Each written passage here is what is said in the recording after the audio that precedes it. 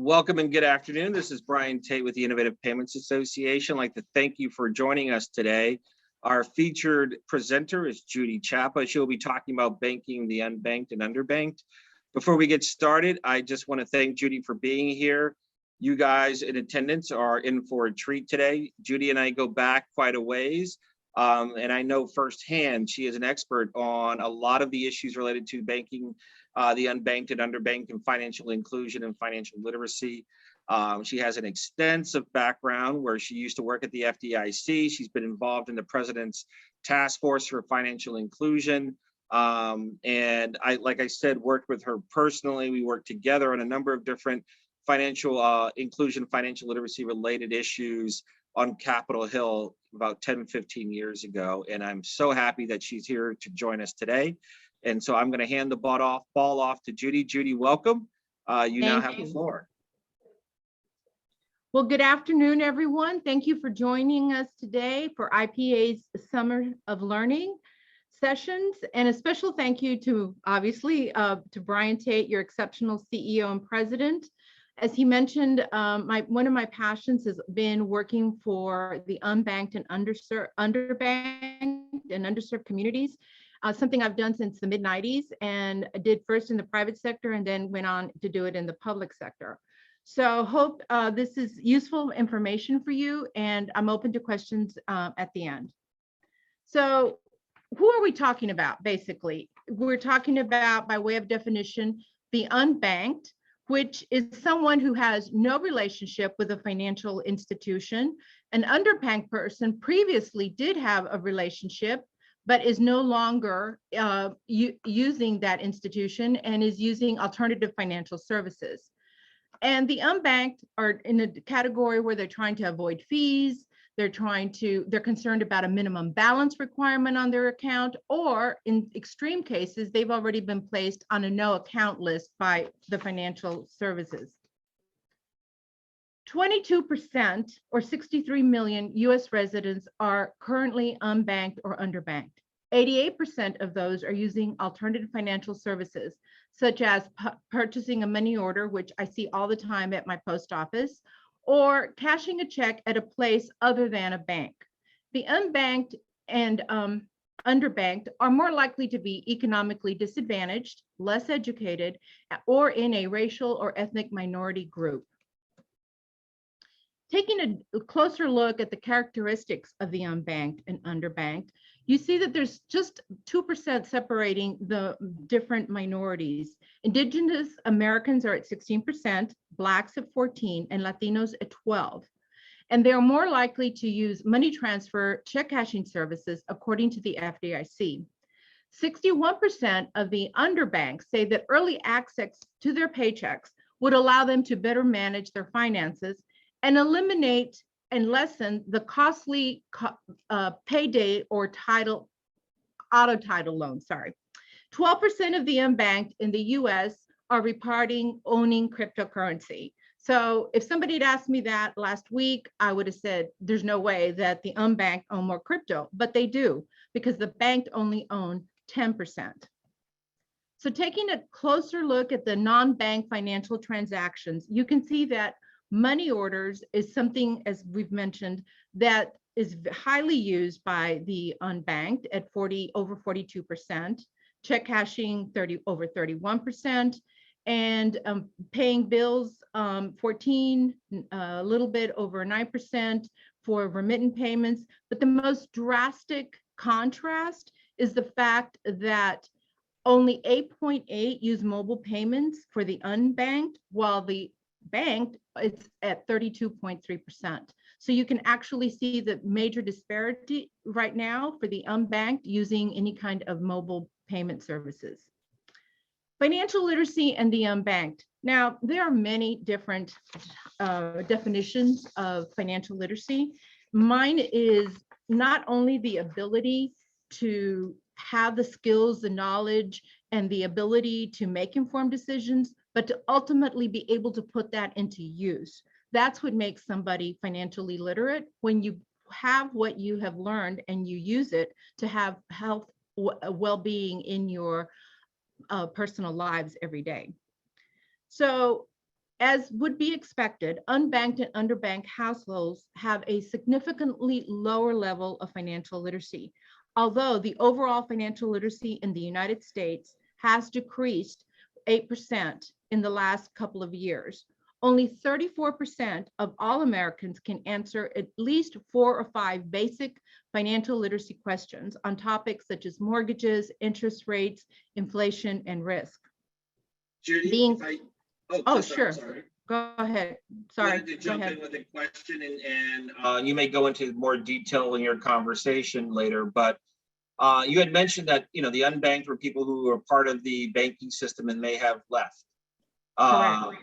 And are there reasons why people leave that you can share with the Sure. group here?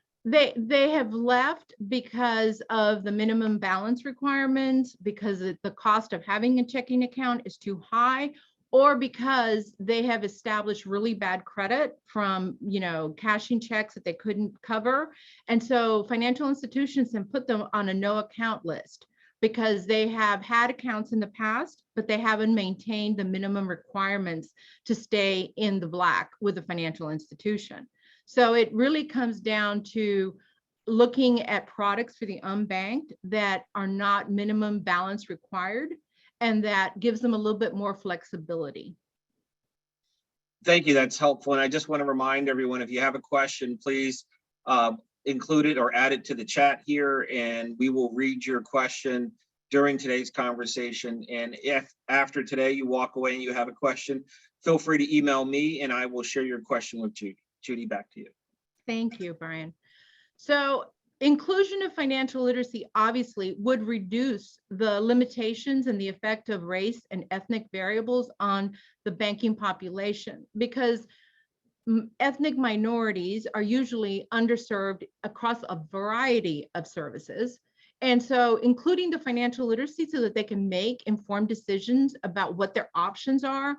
So say, for example, a digital wallet might offer them a lot less minimum balance or no minimum balance as opposed to a checking account, or they might be able to do a microloan instead of doing a payday loan, which has astronomical costs. So through mobile money, consumers are moving away from the margins of financial systems and leading increasingly digital lives. While the unbanked don't have a bank account, credit cards, or loans, they do have smartphones. Mobile money is now available in 319 services and in 96 markets. The fastest growing regions are Latin America and the Caribbean, with a growth of 38% in registered and 67% in active accounts. Taking a look at US mobile money trends. So 31.3% of the US is using mobile payments. 88% of the unbanked are using mobile wallets, which we've talked about a couple of times now. But more than 4 out of 10 US smartphone users have at least one contactless payment. Currently, there are 92 million mobile payment users. And the e-commerce is something that has really great numbers. Digital and mobile wallets accounted for 29.3% of all e-commerce transactions in North America. So globally, how do we compare the United States to across the world? There are 1.7 billion adults that remain unbanked globally, and 56% of those are women. 2/3 of consumers with no account at a financial institution cite lack of money as the reason, and 47 of those are unemployed. Virtually all unbanked adults live in developing countries. Many feel that if you're unbanked, you must be in a third world country. Not necessarily true.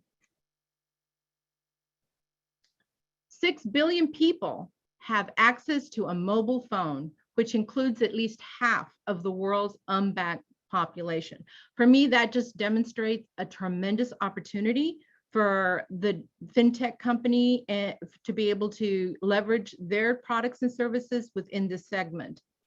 By next year, when I read this the first time, by 2023, that's next year, over $1 trillion will be transacted via mobile money platforms on an annual basis, or 2.8 billion a day. Transaction values grew across the board as more money was circulated, cashed in and cashed out, with a 50% growth rate expected next year. Judy, can I jump in again? Of course. As So we I'm glad you're thinking of questions. I'm glad this isn't putting people to sleep.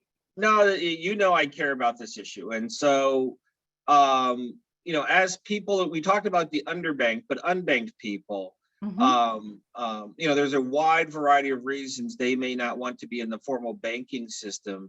You talked about, money transmissions and some other options.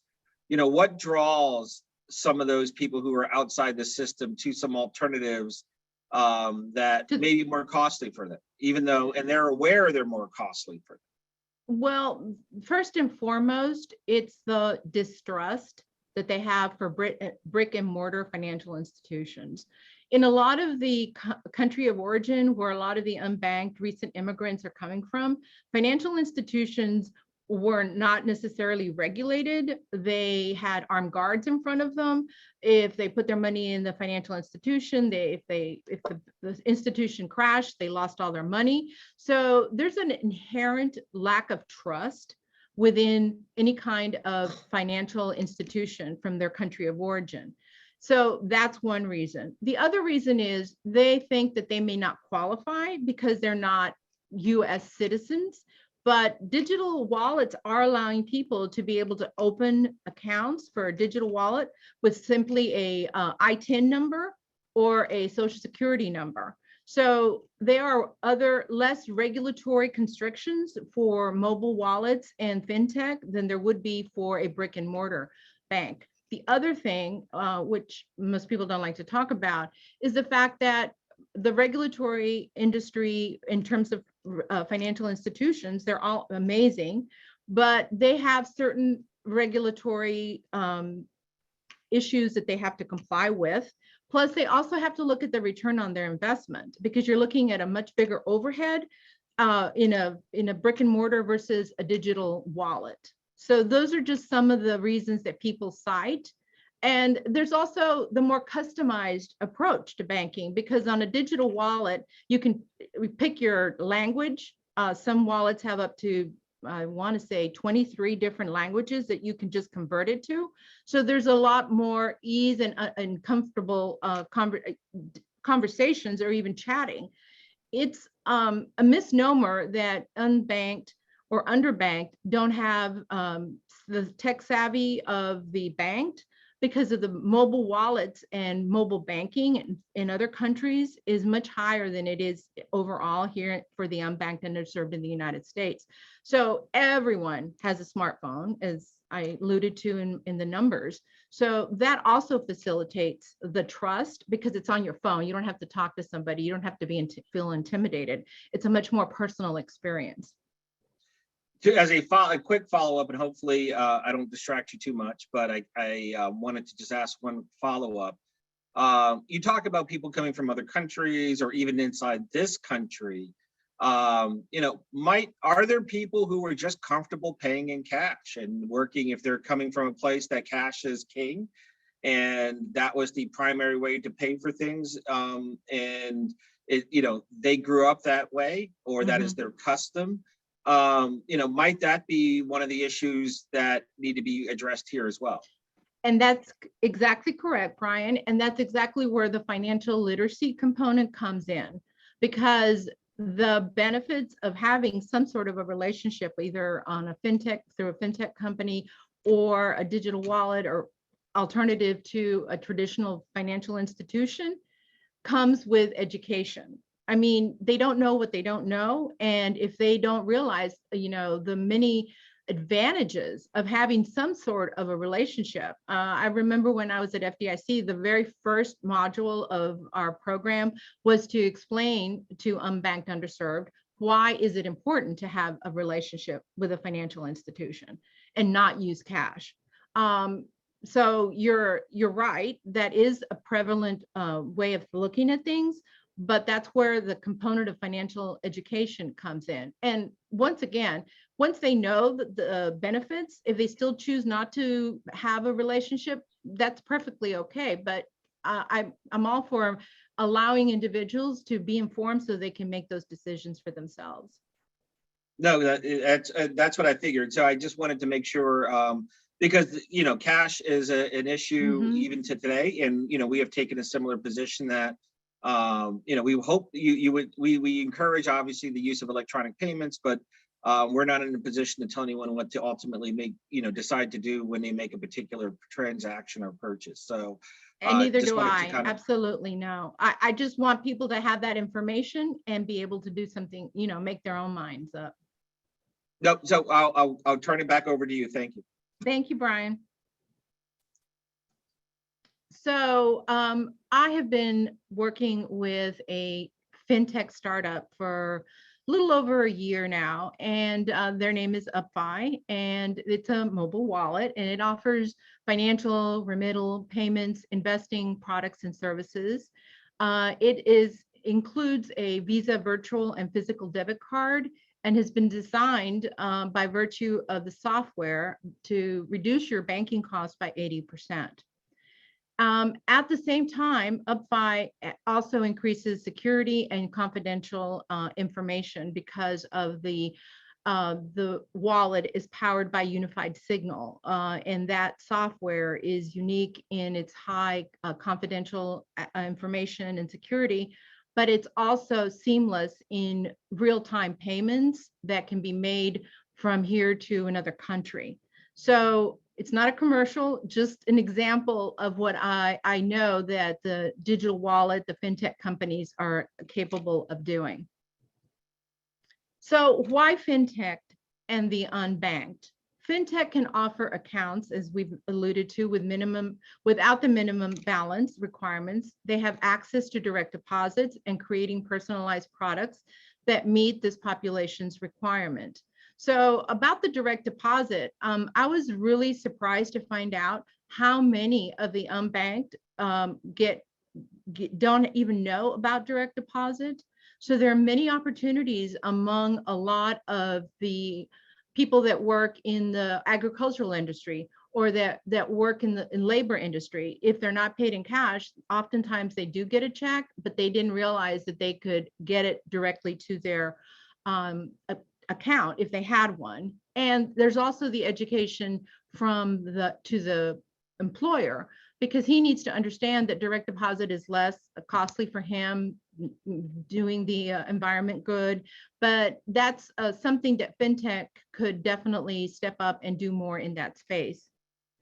So fintech also has the advantage of being able to learn from what products did or didn't work from a more traditional financial institutions, and they can redesign them to make them more user-friendly and more understandable. Fintech can use obviously the widespread smartphone usage to increase financial inclusion and bringing pricing to underserved communities. All ethnic groups across see the value of fintech, but surprisingly, the most important thing is saving time, 93%. Saving money came in a little bit further behind at 78%, and fear of financial stress was 71%. So interestingly enough, saving time is one of the biggest values that all ethnic groups see for fintech. As a fintech company, as Brian and I just talked about, companies can mitigate the financial health and wellness that currently exists, the gaps, by offering alternative products and services, and including with that some financial education. There are many financial literacy programs that are mobile, that you can download on your phone, that are interactive. Obviously, the gaming component to some of these financial literacy programs is very popular. And Blacks and Latinos have access to bilingual digital wallets, which I mentioned earlier, to prepaid debit cards that can be used in stores, ATMs, with no fees nor financial tools. Again, which are all things that this particular group of unbanked and underbanked are really looking for. When you set up a relationship with some of your more regional retail accounts, which I know fintech companies like to do, you have easy access into the neighborhoods. And that also provides an opportunity for onboarding, but also for getting financial education into the hands of those consumers. And I think I'm really ahead of time because I'm at the end of my presentation. And that was roughly about 25 minutes. And I just want to say thank you to everyone. And there's my contact information. Should you have any questions, or if you have some questions now, I'm happy to give it a shot. But feel free to follow up with me. Judy, you know I have some questions. Needs more time for me to play with you. You talked about time and saving people's time, and that was one of the top issues in your survey there. Mm-hmm. Can you talk about some of the challenges that people who aren't outside of the kind of formal banking system have to go through, especially if you're an hourly wage earner, where you might have to take off work to cash your check, get on a bus, go wait in line somewhere at a check casher, get back on the bus, go back to work. I'm sure there's many variations of that, but why is that problematic? Well, because a lot of those that are unbanked or underbanked in the underserved communities, like you just said, access. And digital wallets have, I feel, a huge opportunity to not just provide the financial services, but to have additional ecosystems so that you can do everything on your phone, including getting health insurance, or you could, counseling for mental issues, or shopping, and all of these different things, because transportation in underserved communities, unfortunately, especially in rural America, is not where it needs to be on many levels. And you're right. I mean, it costs money to get on the bus, to wait for the bus, time and money. And then you pay like up to sometimes 22% to get your check cashed when you're already at a minimum wage at best. So all your money goes in just getting that check cashed. So that's why I see direct deposit, in particular in more of the rural communities where agriculture is a business, as a great opportunity for fintech.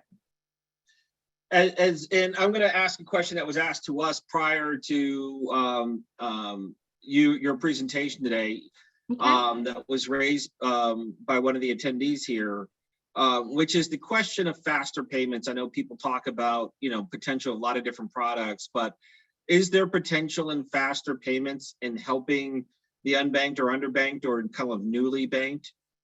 Yes, and the fintech that I'm consulting for currently, they can make in real-time payments. So if I send money to someone in Mexico, they will have it within less than an hour, so almost in real time. And it will be sent to them without a third party to, take a percentage of whatever money they're sending. As it works now, when you send something, you pay here and you pay there. So both parties are paying a small percentage or a large percentage, depending on who the business is.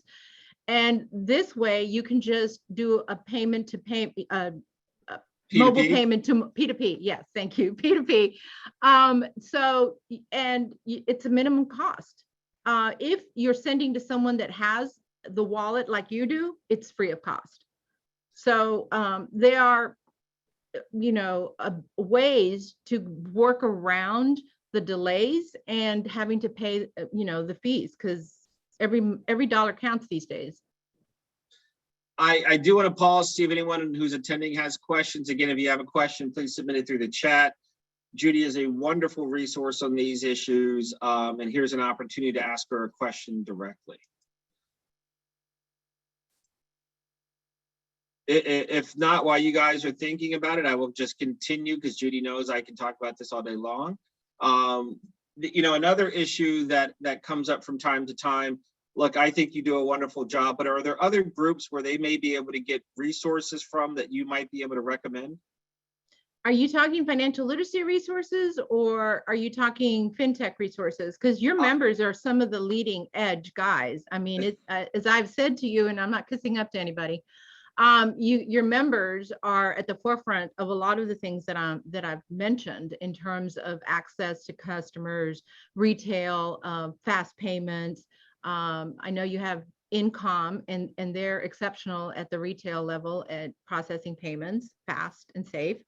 I know PayPal, I believe, is another one of your members. Sorry, I don't remember all your members, but a lot of these companies have that. The only thing I would say is if there's a way to incorporate financial education with what they're already doing, because I think that they would see an increase in their business, and not only an increase in the customers, but cross usage of different products that they could offer.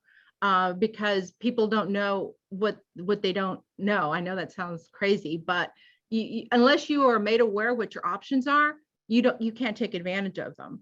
And that's why I was talking to a group of healthcare providers in rural Atlanta, and they were talking about how they get all these people that come in and they don't have insurance and they don't know what to do. Well, UpFi offers digital healthcare services, incorporating existing apps that already exist. So here again, that's something that more and more is needed, because unfortunately, a lot of rural communities are losing healthcare access. And here's a way to combine banking with healthcare, with any number of online shopping, many other things. But you need to have that financial education. We've got some statements in the chat asking for the presentation. The short answer is yes, we can share the presentation. Thank you to Judy. Sure. And if you have questions for Judy, use the email and phone number. We'll try to get that out this evening or first thing tomorrow morning to everyone who's attended here today. But in my question, and thank you for the kind words about our members, about, I think the question, my intent was to kind of go to the financial inclusion side, or if they wanted to, for instance, try to partner with an organization to provide materials, or, there's so many, and I don't want to just name one and not name others, but somebody like Jumpstart, or somebody like the Financial Health Network, or somebody, the many people that you work with across the board here. Okay, so you do have, as you said, Jumpstart. You also have FINRA. They do a lot of research and provide a lot of excellent education. Obviously, FDIC. I would be remiss if I didn't mention them. But you also have nonprofits like Ted Daniels' organization that focuses on a lot of the historically Black colleges and universities, and starts really young, when like college freshmen, and educating them. And he has had this amazing ambassador program where he takes incoming freshmen, and they are trained to become financial literacy spokespeople, and then they host like student sessions on what is needed to be financially well in today's society, which research has shown that when you have the presenter that's relatable to your audience, they're much more likely to do what they're being told about. So I love that idea. And so that's another organization. You also have Operation Hope. Operation Hope, as you know, it has been involved in this space for, I want to say 30 years. And they not only do consumer, they do small business startup, they do high school, elementary, they also have an app. So they're all inclusive. And just recently, they've started doing something in the cryptocurrency space, which, again, to my surprise, is something that the Unbanked has an interest in.